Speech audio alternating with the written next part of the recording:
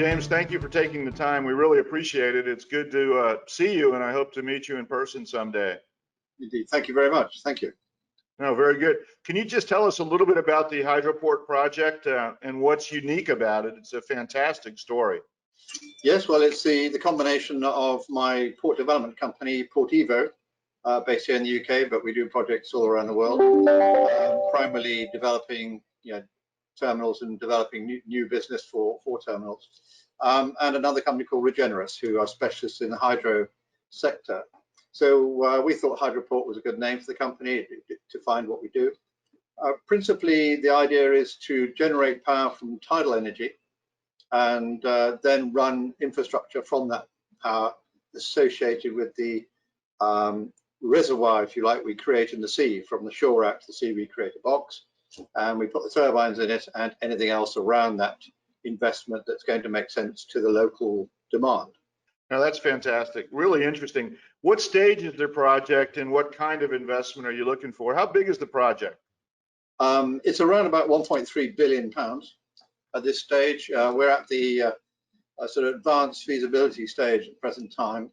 The intention is to build around about a sort of 6-7 mile wall in the sea, just near Port Talbot in South Wales in the UK. That will have on it a 1.5 million TEU, that's containers a year, container terminal, a state-of-the-art electric container terminal, which will take the world's largest container ships. I mean, these days they're getting up to 22,000 containers per ship. Right. So, really are very large, 400+ meter vessels. And the other half of the project is then to put the reversible turbines into the wall to create the power. As the tide comes in, it flows through the turbines into the box. And as the tide goes out, of course, we switch the turbines over. And as the tide goes out, it creates the power again. So we have a fully predictable, for probably the next 1,000 years, tidal model here that's producing substantial amounts of power. In this case, around about 500 gigawatt hours. Right. The container terminal, bearing in mind it's a deep sea big container terminal, will only take about 120. So we still have plenty of spare power left for other projects in the community. That's phenomenal. It's really interesting to read about that. Is there government involvement in the project, or is it a completely private project? How do you think about that? How does that work in the UK as well? Well, we prefer to do it on our own account if we can. Obviously, okay, it's a lot of money, but it's a very big project. It'll be transformational for the region. There are pots of money around in government and subsidiary city funds and that kind of thing. Sadly, we'll be out of the EU by the time we get around to constructing it, of course. But never mind. It stands on its own 2 feet by and large, because we have 2 income sources. One is the output power from the turbine installation in the wall, and secondly, the profitability of the container terminal, which of course is also paying for its own foundations.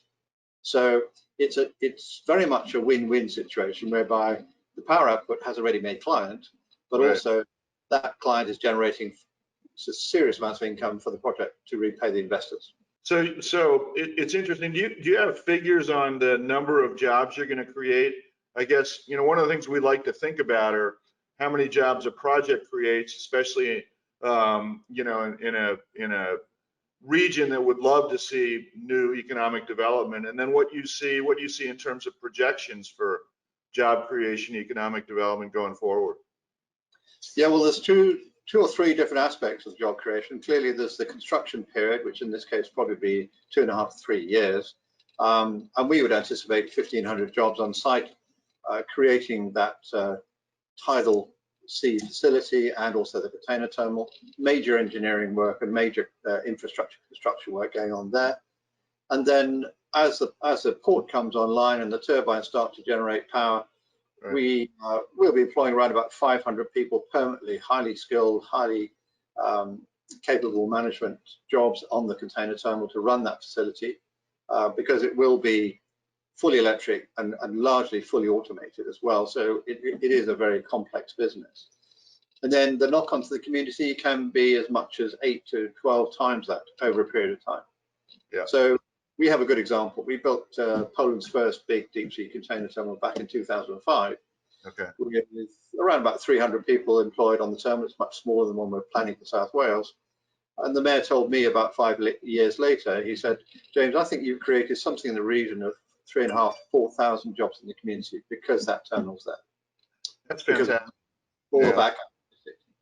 And of course, in South Wales, the situation is even better than that, because the area does need new employment. And clearly the fact that we have green energy, substantial amount of green energy being produced every day, day in, day out, it doesn't switch on, switch off like solar and wind. Right.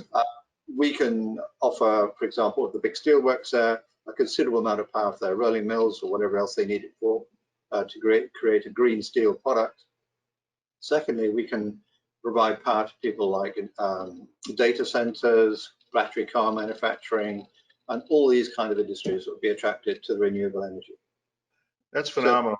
So, yeah, it's really interesting. The knock-on is really good. That's great. From our point of view, this is, again, I said a tremendous project.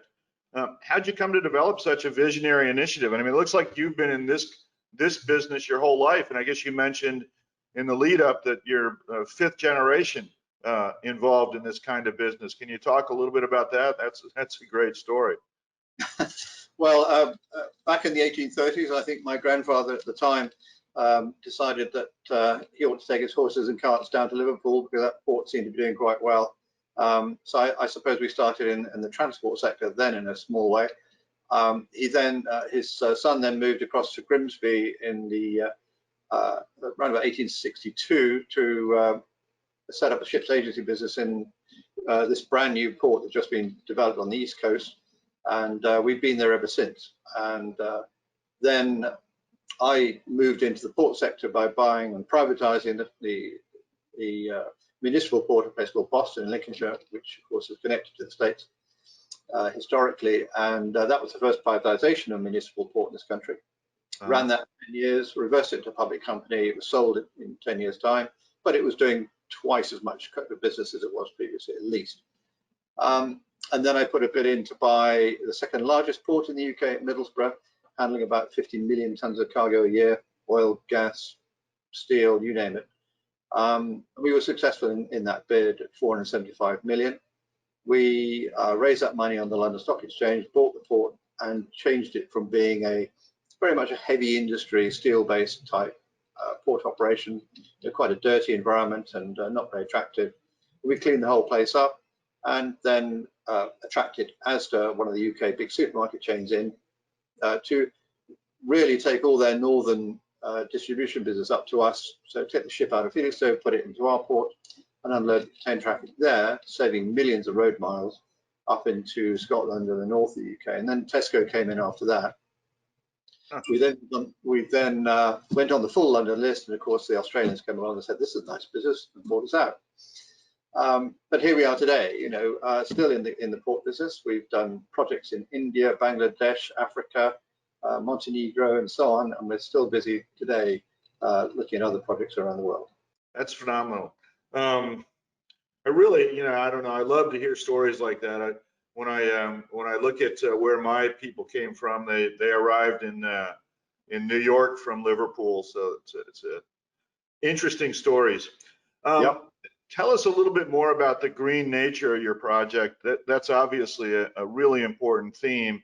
And looking at the description, the profile of the project, it looks phenomenal. You just mentioned how many road miles you end up saving, but it looks like you're going to be able to provide environmental benefits all the way to London. Correct. Yes, we are. At least that's our prediction at the present time. And what that means is that if we build this container terminal, which is fully electric, running off our own power, we can not only provide power to the ships while they're alongside, so that's the first item, so they can turn all their engines off and reduce costs there, and therefore the pollution that they put out while they're sitting in port will disappear. Secondly, we will attract the traffic that's being trucked from the ports in the southeast of the UK, in Felixstowe and the Thames and that area. Right. Currently being trucked across the west, so we will actually be able to bring in all the western-based traffic to the UK, redistributing the logistic chain in the UK as a result. And not least the fact that we'll be running electric HGVs, or heavy goods vehicles, rather than diesel ones, because we can run it off our own power.